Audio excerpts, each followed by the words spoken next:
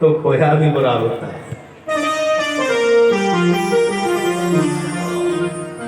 समझना, अगर हमने किसी से चोरी करके सोना घर में रख लिया तो चाहे वो छोटा ही सोना है, महाराज सबरे घर को ठिकाने पर लगा देगा, क्योंकि जहर तो जहर ही होता है। चाहे एक गिलास पी लीजिए, चाहे एक छोटा चम्मच ले लीजिए, बोलो राधे राधे। क्योंकि जहर तो जहर का ही काम करेगा महाराज। तो इसलिए आज परीक्षित जी ने जो मुकुट पहन रखा, उस मुकुट में जो सोना है वो सोना महाराज लूट करके लाया हुआ है। क्योंकि ये मुकुट पांडवों के द्वारा लाया गया जरासंध के यहां से, तो आज उसी मुकुट में कलयुग ने सबसे पहले प्रवेश किया और परीक्षित की बुद्धि पर बैठ गए, जिससे महाराज समीक ऋषि के गले में मरा हुआ सर्प डाल दिया और अपने राज्य को चले गए।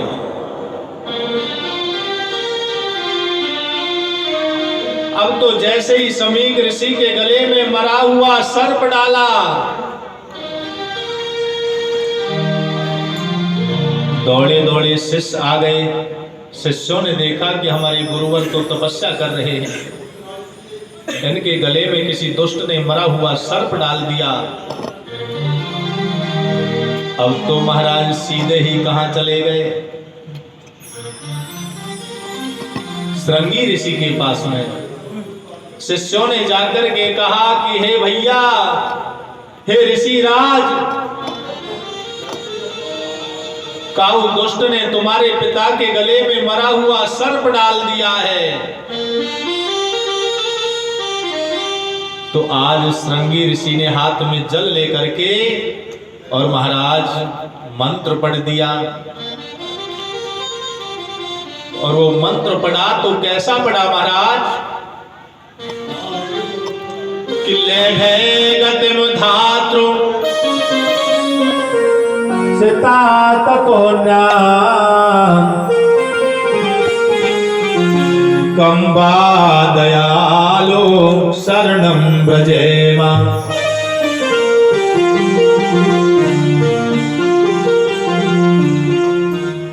मंत्र पढ़ दिया कि जिस दुष्ट ने मेरे पिता के गले में मरा हुआ सर्प डाला है, मैं हाथ में जल लेकर श्रृंगी ऋषि श्राप देता हूं। महाराज उस व्यक्ति को तक्षक नाम के सर्प के डसने से आज से ठीक 7वें दिन मृत्यु हो जाएगी।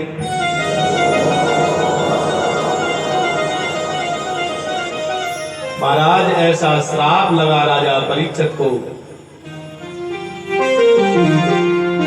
जैसे ही पिता के पास में पहुंचे श्रृंगी ऋषि, तो महाराज बड़े जोर से रोने लगे और उस रोने की आवाज को पिता ने सुन लिया।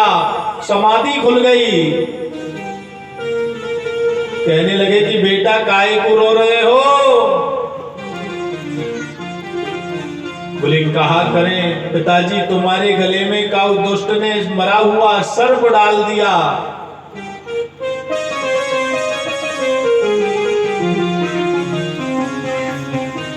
लेकिन संत तो बड़े दयालु होते हैं।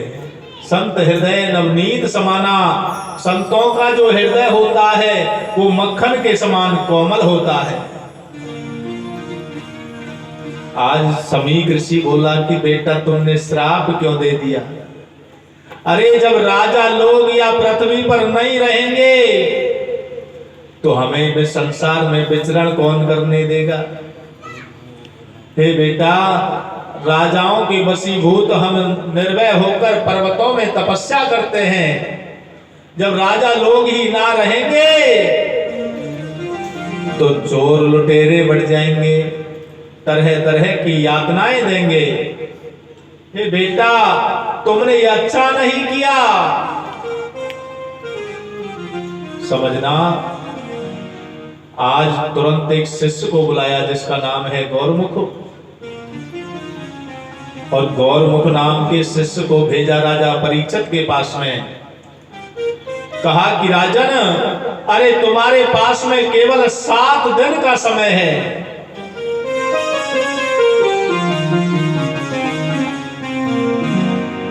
अरे मुक्ति का कोई तू यतन कर ले, ओ मुक्ति का कोई तू यतन कर ले, थोड़ा थोड़ा हरि का भजन कर ले, थोड़ा थोड़ा हरि का भजन कर ले, रोज थोड़ा थोड़ा हरि का भजन कर ले, रोज थोड़ा थोड़ा हरि का भजन कर ले।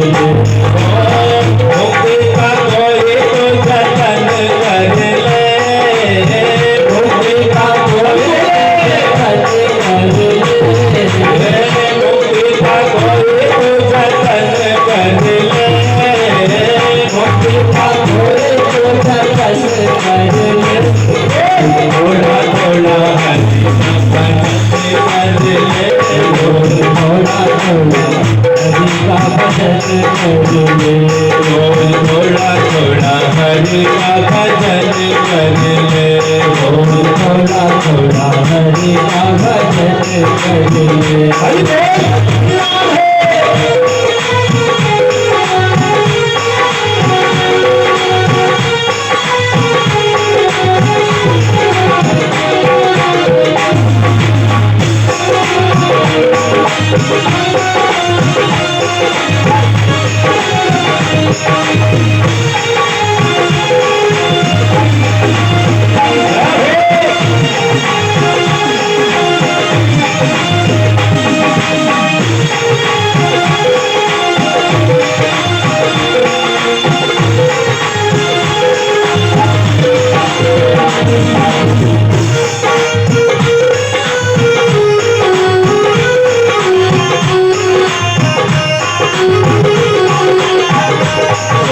थोड़ा थोड़ा हरि का भजन कर ले, थोड़ा थोड़ा हरि का भजन कर ले, अरे भक्ति करेगा तो बड़ा सुख पाएगा, भक्ति करेगा तो बड़ा सुख पाएगा, भक्ति करेगा तो बड़ा सुख पाएगा, भक्ति करेगा तो बड़ा सुख पाएगा, भक्ति से आत्मा का मैल छूट जाएगा, भक्ति से आत्मा का मैल छूट जाएगा, भक्ति के साथ साथ मने बदले, भक्ति के साथ साथ मने बदले, थोड़ा थोड़ा हरि का भजन कर ले, थोड़ा थोड़ा हरि का भजन कर ले।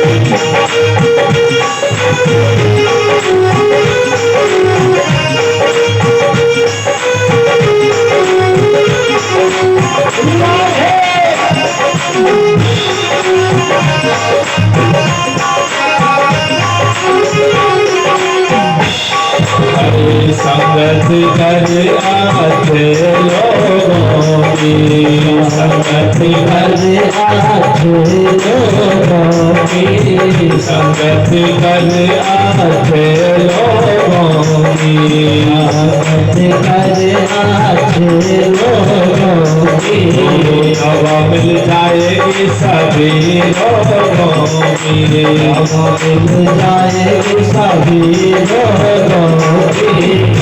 आत्मा से मन का जप कर ले, आत्मा से मन का जप कर ले, थोड़ा थोड़ा हरि का कर ले, थोड़ा थोड़ा हरि का भजन कर ले, थोड़ा थोड़ा हरि का भजन कर ले, थोड़ा थोड़ा हरि का भजन कर ले। मुक्ति का कोई तू जतन कर ले, मुक्ति का कोई तू जतन कर ले, मुक्ति का कोई तू जतन कर ले, मुक्ति का कोई तू जतन कर ले, थोड़ा थोड़ा हरि का भजन कर ले, थोड़ा थोड़ा हरि का भजन कर ले, थोड़ा थोड़ा हरि का भजन कर ले, थोड़ा थोड़ा हरि का भजन कर ले, थोड़ा थोड़ा हरि का भजन कर ले, थोड़ा थोड़ा हरि का भजन कर ले। बोलो कृष्णचंद्र भगवान की जय हो। महाराज तो ज्यादा नहीं तो थोड़ा भजन तो करना ही पड़ता है, करना पड़ता है कि नहीं?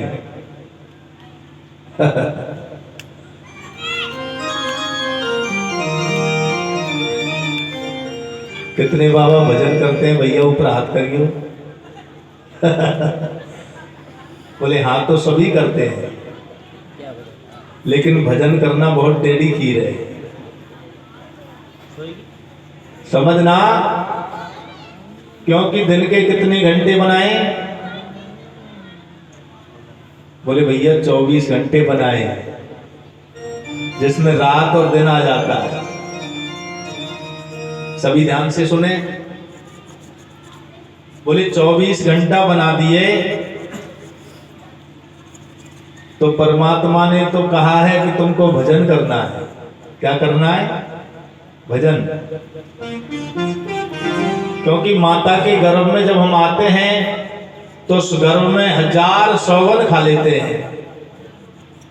भगवान से लिंक रहती है कि भगवान मुझे इस घोर नरक से बाहर निकालो, मैं बाहर जाकर तुम्हारा भजन करूंगा। हम 1000 सौगंध खाते हैं, लेकिन जैसे ही संसार में आए, संसारी हवा लगी,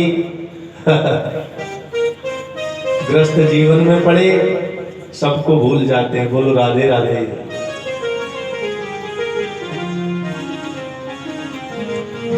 तो देखिए दिन के 24 घंटा होते हैं। बोले भजन कितना करना है?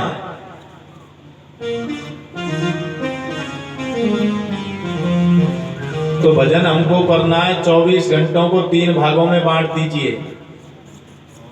महाराज 8 घंटे सो लीजिए, 8 घंटे आप नौकरी कर लीजिए और 8 घंटे भजन कर लीजिए।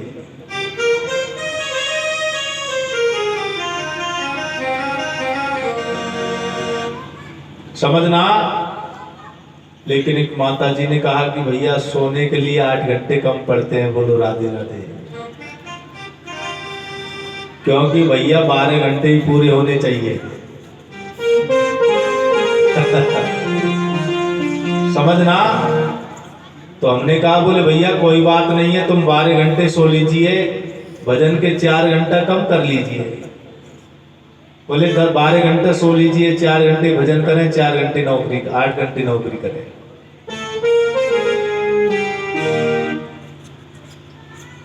तो महाराज फिर एक भगत जी कहने लगे कि व्यास जी, जब हम 4 घंटे एक जगह बैठते हैं ना तो पैर दर्द करने लग जाए, बैठो ना जाए। तो कहने का मतलब है महाराज 4 घंटे की जगह 4 मिनट बैठने को समय नहीं मिलता। कितना? 4 मिनट। 1 घंटा तो बहुत होता है भजन का, जब भजन पे बैठोगे तो 1 घंटे में बार बार घड़ी देखने लग जाओगे। बोलो राधे राधे। देखिए, एक बार एक कथा कर रहे थे मारवाड़ के अंदर, तो शाम के समय एक माता जी ने आकर हमसे कहा कि व्यास जी, आप कह रहे थे ना दिन में कि भजन करना बहुत टेढ़ी खीर है, ऐसा करना शाम के समय हमारे घर पर आना और फिर देखना कि भजन कैसे होता है। तो समझना हमने कहा कि माता जी, ये तो अच्छी बात है कि तुम भजन करती हो लेकिन आज तो हमें समय नहीं मिलेगा, लेकिन कल तुम्हारे घर जरूर आएंगे और तुम्हारी पूजा को देखेंगे। बेचारी बड़ी बूढ़ी मैया आई। महाराज, मैया ने समझी कि पंडित जी कल आएंगे, और हमने महाराज वहीं के एक शिष्य से पूछ लिया, बोले भैया या मैया को घर कहाँ है? बोले यहाँ से थोड़ी दूरी पर है। बोले भैया हमको उनके घर चलना है। अब समझना, माता जी तो सोच रही थी कि व्यास जी कल आएंगे, और हम भैया वहीं शाम की टाइम चले गए। माता जी पूजा में लग रही है, भगवान की आरती कर रही है। बाहर जाकर के हमने देखा तो बाकी पति चारपाई पर बैठे। बोलो राधे राधे। और बोले मैया पूजा कैसे कर रही है? खूब जोर जोर से कर रही है महाराज। अब बेचारी को पता नहीं है कि व्यास जी हमारे घर आ पहुंचे। मैया बोल रही है, ओम जय जगदीश हरे। जैसे ही हरे कही तो महाराज भीतर काऊ ने घंटी लोटा सो घेर दियो। बाकी आवाज आवे लग गई तो कहने लगी, अरे बीननी सुने कोनी का, ये लोटा कठिन घेर दियो है। फिर कहने लगी, स्वामी जय जगदीश हरे, हरि भक्त जनों के संगत, दास जनों के संगत, खड़े में दूर करे।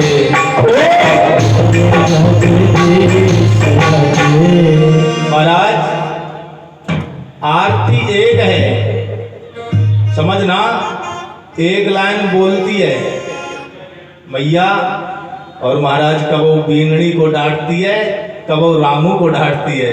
अरे रामू सुने कोनी का, ये लोटा कठिन घेर दियो है हमने करी कि बाहरी मैया, ऐसी पूजा के बजाय तो बिना पूजा के ही ठीक है।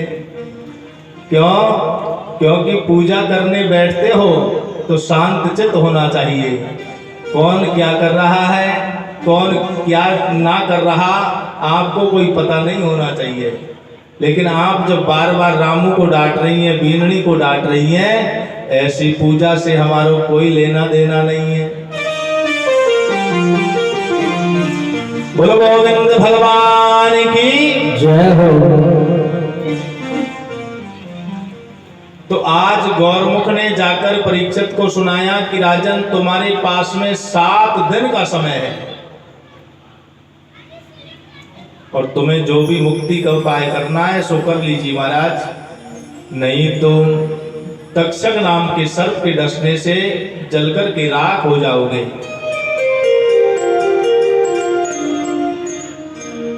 देखिए, आज परीक्षित जी ने जैसे ही सुना, क्योंकि 7 दिन का समय ही हमारे पास में है, सभी ध्यान से सुने, हर व्यक्ति के पास में 7 दिन का समय होता है। इन 7 दिनों में ही तो आते हैं, 7 दिनों में चले जाते हैं। बोलो राधे राधे। क्योंकि ये 7 बार ऐसे हैं, इन 7 बारों में ही तो हम जन्म ले लेते हैं, और इन्हीं में महाराज जाना पड़ता है। और जो भी मुक्ति का उपाय करना है वो इन्हीं 7 बारों में करना है।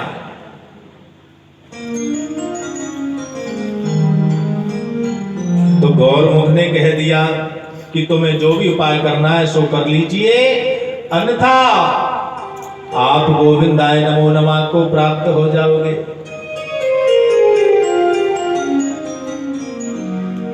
तो शौनकादिक ऋषियों ध्यान से सुनना। आज मुक्ति का उपाय करने के लिए परीक्षित जी बड़े प्रसन्न हुए, कहने लगे कि मैंने आज अपनी मृत्यु को देख लिया, मैं बड़ा भाग्यशाली हूं, क्योंकि मृत्यु के बारे में कोई नहीं जानता है महाराज, लेकिन मैं जानता हूं कि 7वें दिन मेरी मृत्यु हो जाएगी।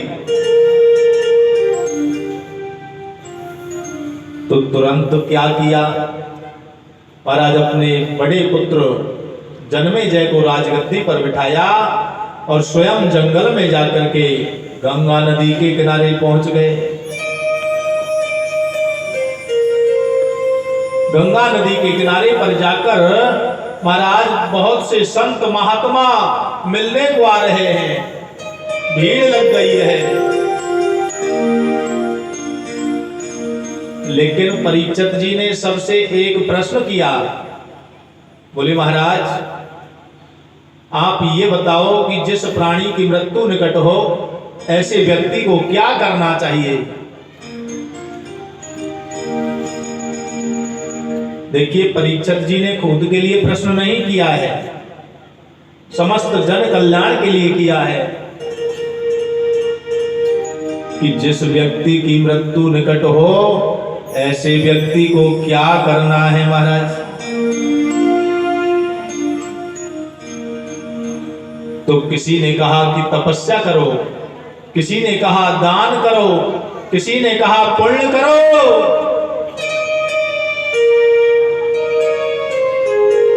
समझना, आज जैसे ही मालूम चला व्यास नंदन परम आदरणीय सुखदेव जी महाराज को, तो आज महाराज सुखदेव जी अपने आसन से खड़े हुए और उसी गंगा नदी के किनारे पर राजा परीक्षित जी के पास में पहुंच गए। जैसे ही सुखदेव जी महाराज पहुंचे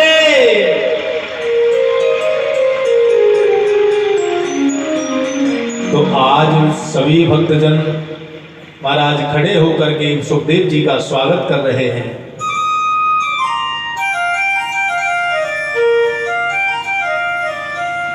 आज व्यास मंच बनाया गया, उस व्यास मंच पर परमादरणीय हमारे पद्म जी, मैं निवेदन करूंगा कि पंच पटेलों के साथ में आप स्टेज पर आएंगे सहभारिया को लेकर और सुखदेव पूजन करेंगे इस समय, क्योंकि सुखदेव जी महाराज का इस कथा प्रांगण में पधारना बहुत शुभ होता है।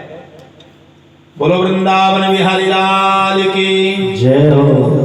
महाराज परम आदरणीय सुखदेव जी महाराज व्यास गद्दी पर विराजमान हुए और आज राजा परीक्षित जी ने उनका पूजन किया है। पूजन करके महाराज सामने विराजमान हुए और तरह तरह के प्रश्न करने लगे हैं। हाँ, मैं हमारे बस्ती के बुजुर्ग बाबा जो पिता के समान हैं यहाँ बैठे हैं, सभी का व्यास मंच से स्वागत करता हूँ। और जिनको भी व्यास पूजन करना है वो एक एक आकर के व्यास पूजन करेंगे, सुखदेव पूजन करेंगे, क्योंकि सुखदेव जी जब कथा पर उपस्थित होते हैं तो कथा आनंदमयी होती चली जाती है। तो मेरा निवेदन है जब तक सुखदेव पूजन हम नहीं करते सभी मिलकर के, तब तक कथा प्रभावी नहीं हो सकती है। तो इसलिए जिन माता बहन भाइयों को सुखदेव पूजन करना है एक लाइन से आते जाएंगे, ये नहीं कि सभी एक साथ न जाएं। और सभी माता बहन भाइयों से भी हाथ जोड़ के निवेदन करूंगा दूरी बना करके रखें, इस तरीके से न बैठें, क्योंकि आप बहुत बढ़िया बैठे हैं लेकिन फिर भी और दूरी बना करके बैठोगे तो सबका भला है, आपका भी भला है, हमारा भी भला है, यजमान का भी भला है। देखिए सभी थोड़ी थोड़ी दूरी भी बना करके रहेंगे। पद्म जी पंच पटेलों को भी साथ में लेकर के आए।